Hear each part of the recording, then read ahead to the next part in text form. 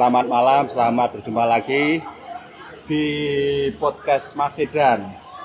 Nah, kebetulan hari ini kita itu dapat tamu istimewa. Tapi sebenarnya saya Kopinya langsung. Oke. Baru Ayo, langsung ngopi masuk. ngopi dulu.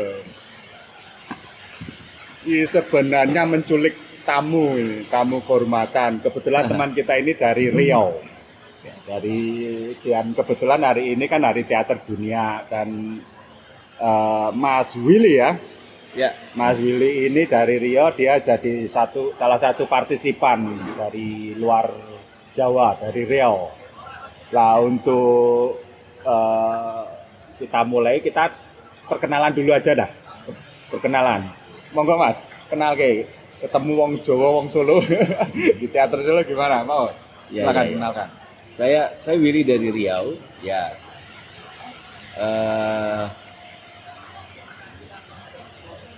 Dari Riau, terus apa lagi dong perkenalannya? Ya dari grup apa, Oke, terus di sini dalam rangka apa? Oke. Dari Generasi Lintas Budaya, sebuah kelompok yang punya concern terhadap lingkungan hidup, dan kita kerjanya lewat kebudayaan. Nah, makanya juga di Hari Teater Dunia ini kita membawakan karya yang berkaitan dengan isu-isu lingkungan hidup. Kira-kira itu. Nah di Riau itu Mas Willy itu tergabung di sebuah kelompok, komunitas, atau sanggar, atau grup teater, atau malah lembaga swadaya masyarakat, atau NGO, atau gimana? Ya, saya punya komunitas sendiri, tapi juga sering melakukan kerja-kerja kolaborasi dengan kawan-kawan aktivis dan kawan jurnalis gitu ya. Karena Riau untuk isu-isu lingkungan hidup itu menjadi isu prioritas lah, katakan begitu. Banyak kelompok seni di sana juga didominasi dengan karya-karya mereka yang menganjung tentang kerusakan ekologi dan sebagainya. Nah sebelum bicara tentang misi berkesenian, saya ingin tahu sih, karena saya nggak tahu kasanah Riau gitu ya. Ya. Bagaimana sih teater tradisi di sana, atau kesenian tradisi, juga teater sekarang itu gimana, yang modern, yang anak muda sekarang itu gimana? Saya ya pengen tahu aja ini suasana atau fenomena lah di sana itu gimana. Begini, secara pribadi yang saya tangkap gini, ketika Riau menjadi padang perburuan, tersebab sumber daya alamnya yang luar biasa, punya minyak bumi, punya minyak kelapa sawit, artinya di bawah minyak, di atas minyak, maka Riau menjadi padang perburuan. Jadi daerah panas ya itu ya. Ya. Panas dalam pengertian kompetisi itu ya. Banyak orang datang ke sana untuk bekerja, mencari uang, sehingga menjadi sangat-sangat urban. Hingga hari ini kapitalis itu merangsek segala bidang, sehingga kalau kita bicara tadi soal kebudayaan, ada semacam traumatik oleh masyarakat Melayu Riau. Kalaulah sumber daya alam kita sudah habis,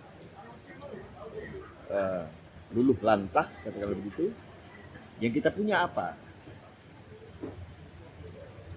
Sehingga punya rasa trauma, punya rasa ketakutan, jangan-jangan kebudayaannya juga akan hancur nih, akan rusak nih. Sehingga kebudayaan, tradisi-tradisi Melayu Riau terkesan seperti protektif, terkesan seperti menutup diri, terkesan takut untuk diutak-atik. Nah, ini tentu saja berdampak kepada pengembangannya sendiri, pengembangan tradisi-tradisi itu sendiri dan lain-lainnya. Itu dampaknya. Sehingga ya bisa dikatakan seni-seni tradisi terseok-seok. Hmm. Nah, di sana seni tradisinya itu yang paling populer adalah teater, musik, atau tari, atau gimana? Mungkin sama dengan Jawa, sebetulnya teater itu kan istilahnya sekarang ya. Kalau dulu ada apa Randai Kuantan, itu udah perpaduan dari ya aktingnya, ada tarinya, ada musiknya gitu. Jadi kita menyebutnya hari ini teater tradisi Randai Kuantan. Padahal teater itu nggak ada dulunya. Dan juga beberapa bentuk yang lain kayak Makyong gitu. Kita nyebutnya menjadi teater tradisi Makyong gitu. Padahal itu kan kata-kata teater nggak ada dulu. Nggak ada, ya. Bahwa di sana benar ada unsur-unsur acting, ada musik dan tari. Tunjukkan. Memang kan itu kan definisi akademis saja ya. Menjadi teater, Ya. tari, menjadi sastra itu kan sebenarnya ini aja definisi aja. Nah, artinya itu kan folklore ya, seni kerakyatan ya, Betul. yang terjadi di masyarakat. Aku minum loh mas. Minum. Oh silakan, santai aja, kita akan ngobrol di sini. Oke. Dari ini kan ada apa ya, fenomena di mana di sana itu sumber daya mineralnya begitu banyak, sing akhirnya jadi arus modernitas untuk persaingan daerah panas, dan di sana juga dihuni oleh kaum tradisi dengan kebudayaannya kan begitu ya. Yang ini yang menjadikan konflik sosialnya gimana itu? Keras atau Ya seorang masyarakat adat pernah curhat lah katakan begitu. Kami punya 2 mata pencaharian. Ini masyarakat adat Sakai, yang itu mereka tempatnya bersinggungan dengan daerah-daerah operasional sebuah perusahaan minyak besar, kemudian juga korporasi sawit. Mereka biasa berladang yang berpindah-pindah untuk menjaga keseimbangan tanahnya. Jadi begitu mereka menanam di sini dan mereka anggap sudah tidak subur, maka mereka berpindah. Kemudian berpindah lagi, dan kelak mereka akan kembali lagi ke tempat yang awal karena tanah di sini sudah subur. Artinya tidak ada usaha-usaha untuk melakukan misalnya ada pupuk gitu ya, ada zat-zat kimia yang bisa akhirnya tanah itu menjadi dipaksa untuk subur terus gitu. Itu nggak ada, sehingga mereka berpindah-pindah. Itu pilihannya. Itu mata pencarian yang pertama. Mata pencarian yang kedua adalah berburu. Kalau dulu sejauh manapun mereka masuk ke dalam hutan, ya mereka pasti bisa pulang. Karena pohon gitu ya, akar pohon, ranting, dahan, gitu, daun, buah itu menjadi penanda untuk mereka pulang. Tapi hari ini ketika pohon sudah menjadi seragam, artinya hutan sudah menjadi sawit semua, maka mereka tersesat pulang. Mereka nggak bisa lagi. Sehingga sudah ada beberapa orang yang tidak pulang-pulang. Dan itu membuat ketakutan masyarakat adat untuk melakukan perburuan.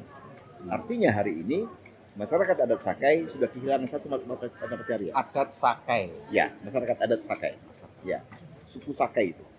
Nah, terus itu perlindungan pemerintah kepada masyarakat adat itu gimana? Kan setahu saya kan ada undang-undangnya itu. Ya, hari ini kan itu kan baru muncul beberapa tahun belakangan ya. Belakangan. Ketika ada kesadaran itu, bagaimana menjaga hutan adat, tanah ulayat menjadi hutan adat dan sebagainya, itu kan baru sekarang betul-betul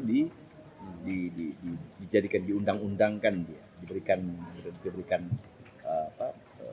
perangkat hukum dia.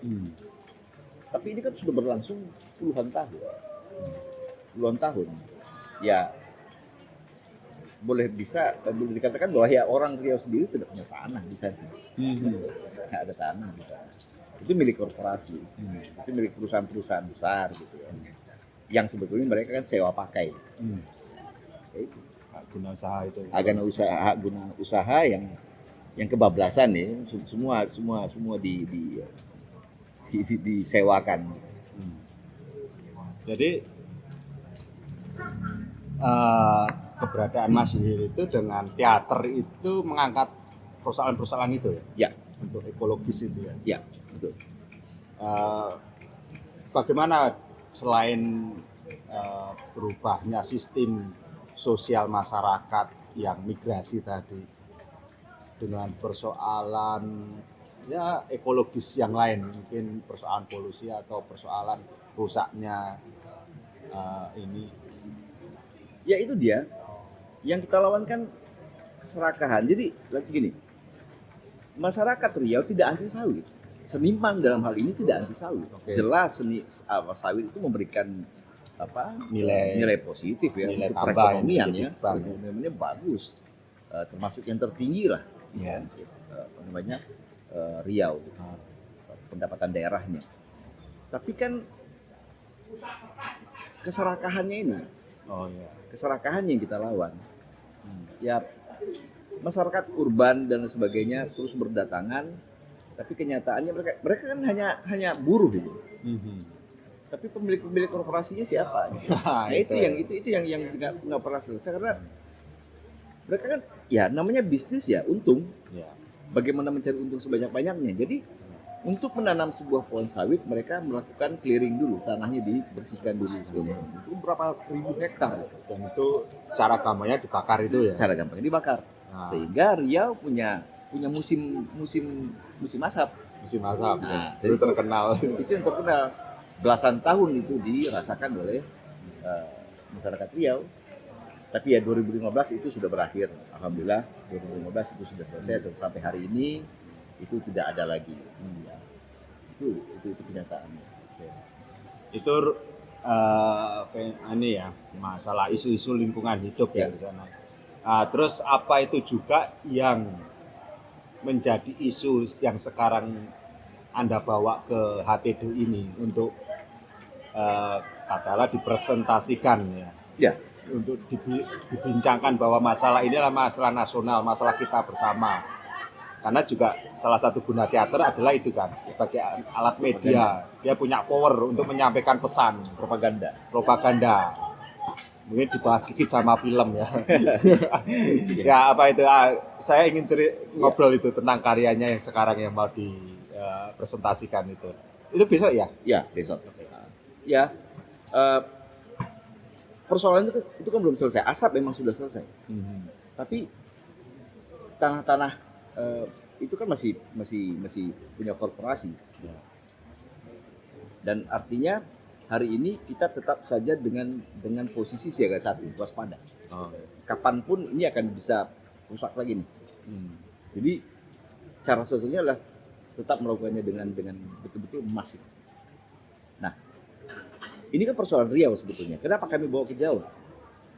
Ya karena ini sebetulnya bukan hanya persoalan Riau. Ini persoalan dunia.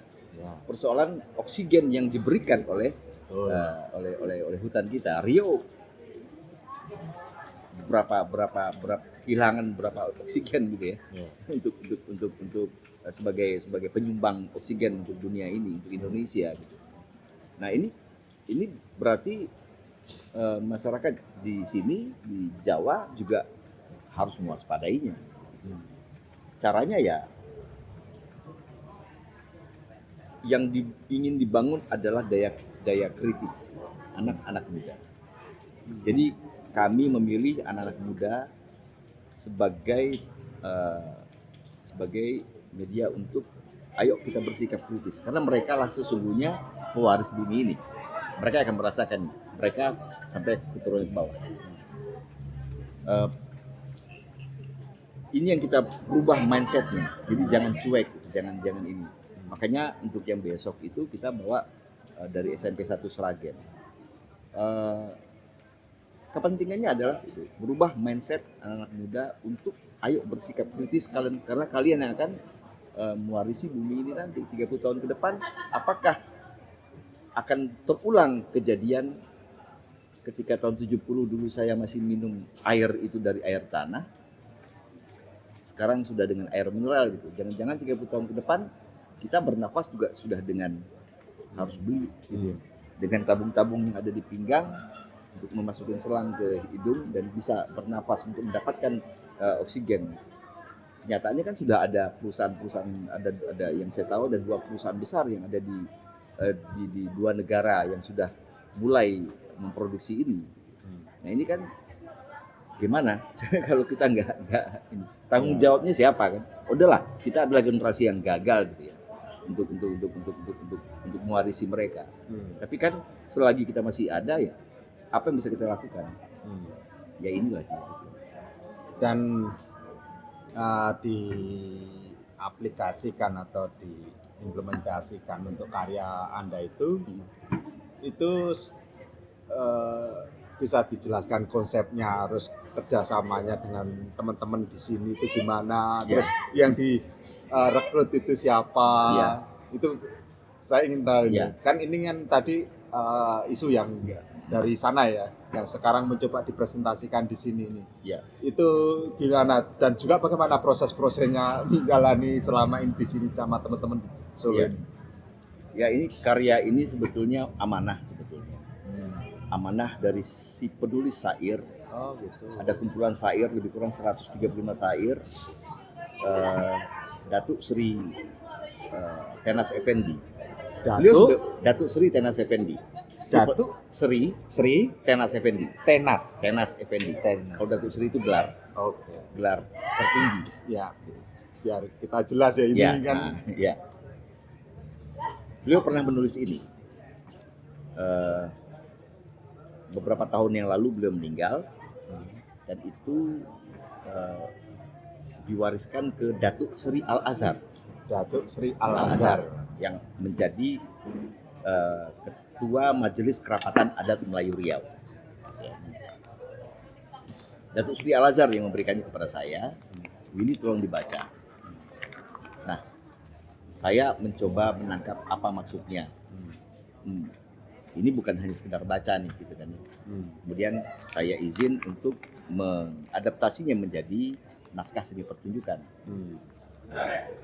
Lalu ya kita tampilkanlah beberapa kali di Riau, juga ada di Padang dan Kepulauan Riau.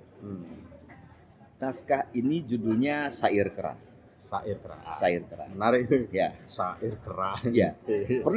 Pernah bertanya, Datuk Sri Al-Azhar bertanya kepada Datuk Tenas Effendi, kenapa kera? Jawaban almarhum adalah ketika manusia sudah tidak lagi didengar suaranya, elok juga kita dengar kita dengar apa kata kera. Ini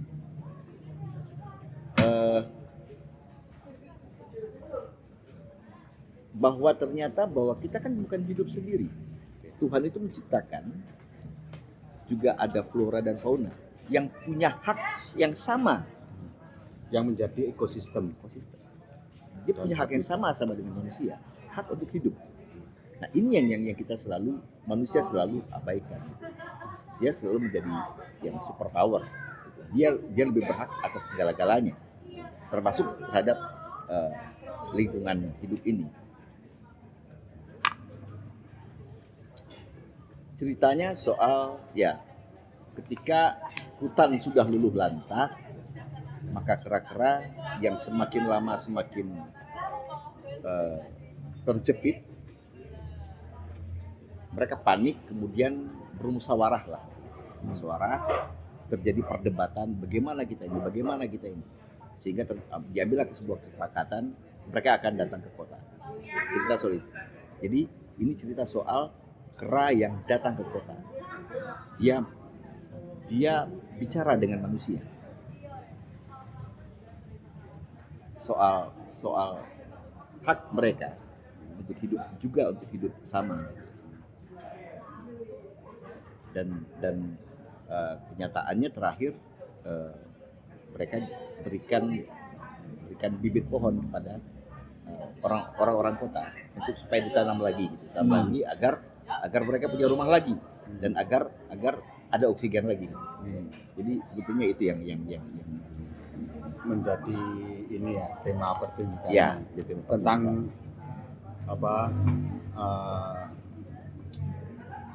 relasi antara hubungan manusia dengan alamnya. Iya, Kan? betul. Dan ini sebuah komunikasi biologis yang sebenarnya saling membutuhkan, Ya, betul. bahwa hutan kera butuh hutan, hutan butuh manusia, manusia butuh hutan karena Ya. oksigen kan Ya, gitu, ya. berputar-putar gitu ya. Memang ini sebuah persoalan isu-isu ekologis. Ya. Ya memang kalau di Jawa ini kan isu-isu ekologis berhubungan selalu dengan korporasi juga ya. Ya. Tapi lebih pada tambang, dan itu pun ya bukan mineral, lebih pada batu-batu Ya, seringkali. ya, ya, Itu kayak ya. kendeng semen Ya, itu yang ya. di Purworejo yang baru saja seperti itu. Memang beda ya. Ya. Kalau di sana buat lahan perkebunan. Perkebunan. Nah dari fenomena itu, terus artinya fenomena teman-teman di Riau itu juga menarasikan nggak persoalan itu menjadi persoalan isu nasional? Ya, sebetulnya ini persoalannya kan menjadi persoalan global. Ya. Makanya ketika kita datang ke sini, kita mencoba melakukan proses pencampuran, jadi supaya blend bercampur dengan budaya sini, supaya dia betul-betul bisa dekat dengan penontonnya, dengan masyarakatnya, sehingga dia tidak tampak menjadi bahwa ini persoalan Riau yang dibawa ke sini begitu. Jadi ada usaha-usaha seperti itu, ada beberapa misalnya beberapa syair gitu ya yang harus kita rubah ininya. Bunyinya syairnya gimana sih? Kalau satu kalimat atau satu apa yang wisdom menarik. Ya. Pengen denger syairnya. Apa? Kalau yang paling ini, makan kami tak menghabiskan, Makan kami tak menghabiskan, minum kami tak mengeringkan. Ini yang berbeda dengan keserakahan. Oke. Makan kami tak menghabiskan, minum kami tak mengeringkan. Oke, menarik. Itu dari Sri Datuk tadi ya? Iya, Tenas Effendi. Oke, menarik sekali. Nah, teman-teman itu yang diajak kerjasama sudah bisa mengakomodasi apa yang Anda Ya, ini sampaikan ke mereka. ya lagi-lagi ternyata kan seniman tidak hanya melulu bicara soal ini ya, soal capaian-capaian keaktoran gitu ya. Sebentar. Jadi apa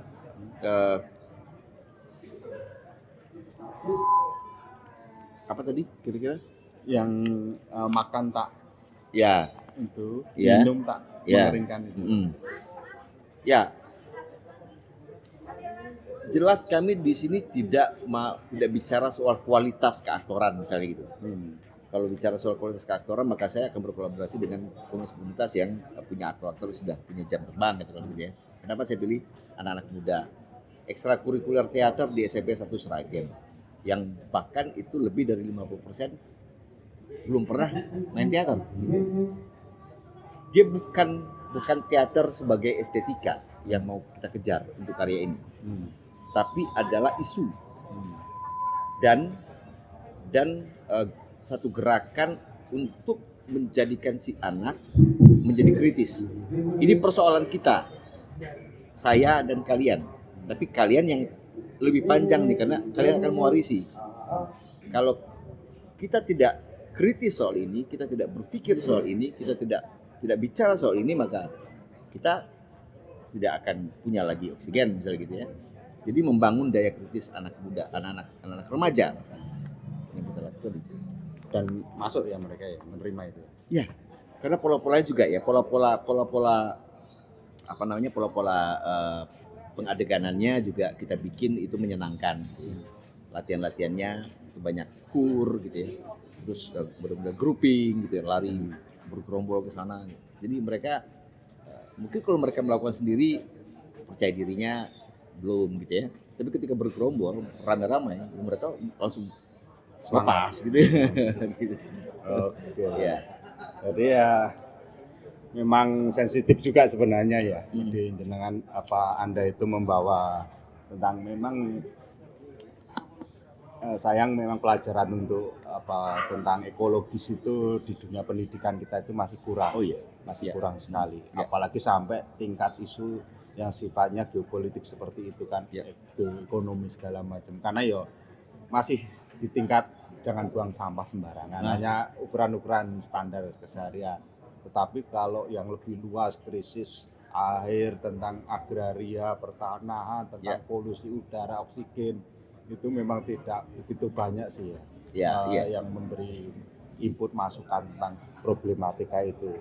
Ya, saya cuma berharap semoga ini besok menjadi semacam satu tool untuk membangun kesadaran generasi kita ya. Iya, betul.